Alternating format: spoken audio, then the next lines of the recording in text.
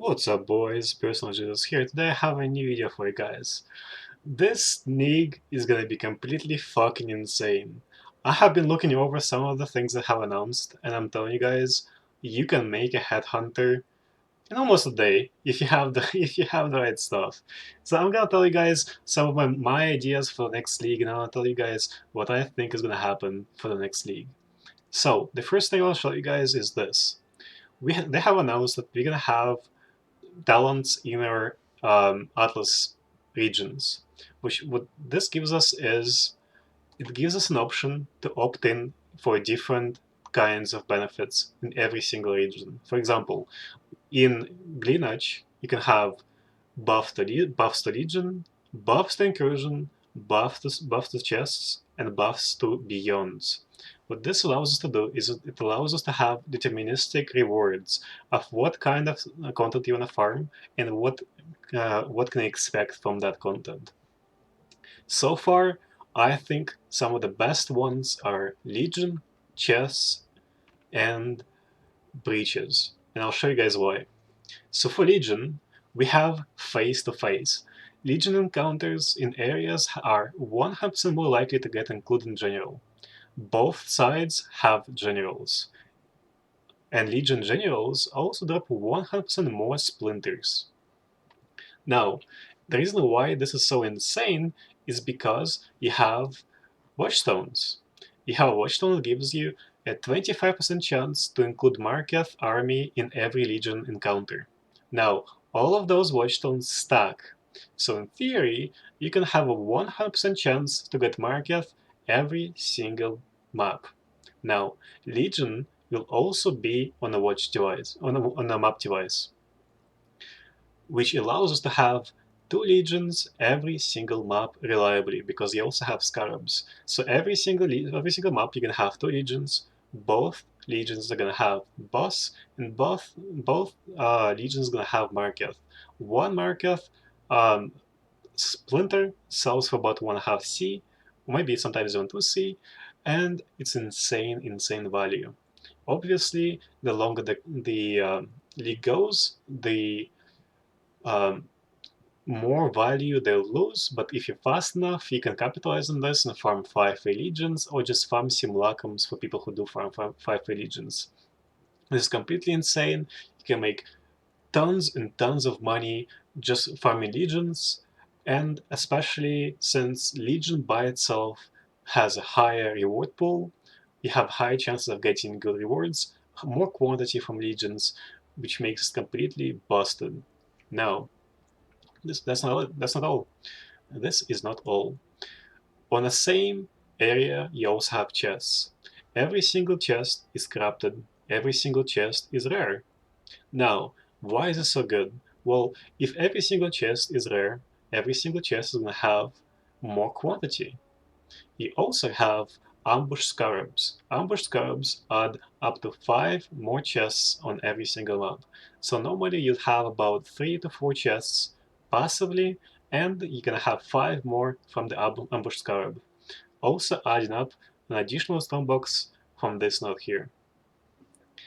Apart from this, you also have 10% chance to open the same stone box twice, which adds up even more value to your stone boxes. Now, the more quality you have, the more stone boxes you have, the higher the chance of you getting some good rewards. For example, if you have this affix on the burial chamber, you're gonna have a lot more doctors dropping, because you're gonna have a lot more chests, and the chests drop a lot more loot. Apart from this, you also have an affix that makes it so all the chests have 25% more monsters, adding more value to your burial chamber. Well, I guess to any map that you'd like. Effectively, you're doubling your mob density by just opening some stone boxes. Now, all the stuff is insanely good, but I want to show you what I think is going to be the best money farm in the following league, Beyond. Oh, Breach, actually. Well, every single Breach boss has a 5% chance to drop a Breach Stone. Every single Breach boss has an additional 5% chance to retrieve a Bridgestone, which makes a 10% chance to drop a breach stone. Every single breach will have a breach boss. Every single breach boss drops double breach splinters. Now, why is this so good? If you're using Gilded Breach scarabs, you'll be having 4 breaches every single map. 4 breaches every single map means that you have a 40% chance to get full breach stone. You have 4 bosses that also drop double splinters. One boss naturally drops about 25 splinters. Now, if you have double of those splinters, you're gonna have 50 splinters every single boss. So you have half a bridgestone from every single boss, and a 40% chance to get a full bridgestone every map. Now, imagine this. Imagine if you have a watchstone that can deterministically give you a specific breach boss, because it's probably gonna happen. So far, if you have Marketh, it's extremely obvious that you're gonna have Chilo as well. I'm thinking there's gonna be a chance of getting 4 watchstones that all give a chance of getting Chayula bosses in the bridgestones. All of those benefits are stackable.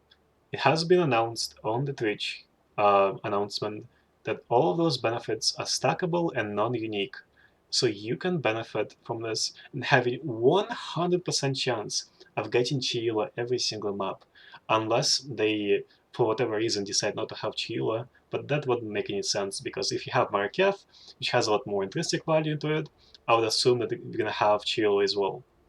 Now, if you have 4 different breaches in every single map, and you have 50 splinters dropping every single map, every single breach, you're gonna have 2.5 full breach stones from a single map, 2.5 Chayula breach stones every single map. Now that's completely insane. Those benefits are stackable, those benefits are abusable.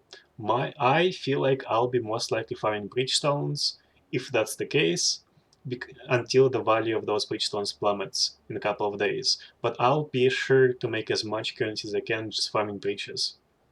Now, once the breaches are nerfed, or just lose their value, I'll most likely transition into farming either Delirium, because Delirium is on the device. You can see it here on the Bureau Chamber side, and you can see it here on the. I'm not even sure there are any good maps, but we don't really care about any of those things. All we care about is Bureau Chamber. Bureau Chamber is gonna get insane benefits from Incursion and Delirium. So I'll be sure to farm that once breaches are no longer valuable. Now, we have seen some buffs to Kokai Nova from the addition of the new skill, Hypersphere. Hypersphere is going to increase our cold penetration by additional 10%, and we can use it on our cosplays. I feel like it's going to be insanely profitable for us to use, and I think it's going to add a lot more value and burst to our build. Now, that's not all. That's still not all. I also have an idea of how to utilize blood-filled vessels. So, Echoes of the Atlas also adds an additional rig mechanic, which is rituals. Rituals are small encounters inside the map, which can spawn beyond, which adds delirium, loot tiles, which allows us to have more delirium, and allows us to have more mob density. Now, you can save your ritual monsters and use them in the maps you want. So what I'm going to be doing is I'll be saving my ritual monsters from tier 16 maps, normal maps, and using all of my rituals in my tier 16 full delirium maps. I'll be stocking up on all of those vessels. Hopefully we can trade those, and I'll be buying all of them. And I'll be almost doubling my mob density per map just by doing the ritual. Now, if it works out the way I think it does, you'll be able to almost double your mob density, have multiple legions, have multiple beyond monsters, have additional rewards from the delirium and beyond, and breaches, effectively making you farm insane currencies on every single map. Now, what you have to realize is that the prices are gonna plummet really fast. It's really obvious to me, and it's obvious to anyone else who's been playing this game for a while, that this is too much content. We have insane rewards from doing maps. Having double splinters from every single legion and having access to scarabs will allow us to have infinite legion splinters, will allow us to have infinite breach stones. All of this stuff will be easily on demand. You can abuse it all you want, but by 1 week mark, I'd say all of this stuff will go down price a lot to a point where exalts will most likely be worthless, and chaos will be in thousands for people who don't even play the game that much. So if you want to make as much money as possible early on, I suggest you play as much as you can in the first couple of days. Follow my builds, follow what I'm doing, because I'll be farming my headhunter in the first couple of days as well, and try to make as much currency as possible. I hope it helps you guys. I hope it gives you some ideas. Just to kind of reiterate, I'd like to say that farm breaches. Breaches are gonna be insane money. Invest into watchstones. Those watchstones you can roll yourself. You can buy alts for those watchstones. You can abuse them all you want. If you find a good one, this would act as if it was a high trinket. It's gonna be insanely expensive, and it's gonna be insanely good.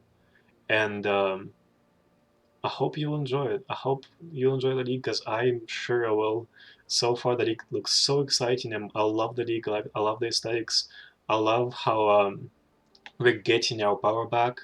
We're getting mob density in maps, because we haven't gotten any mobs in our maps for a while. Last time we had mobs in our maps was in Delirium, I think. So I'm really glad we have Ritual. I'm really glad we have new Atlas benefits. I think there's going to be a new age of PoE, and I think this is a sign that PoE 2 is coming really shortly. I would expect PoE 2 to be released this summer. This summer by October. So I hope you guys enjoyed, and I hope you have a good day. Peace, y'all.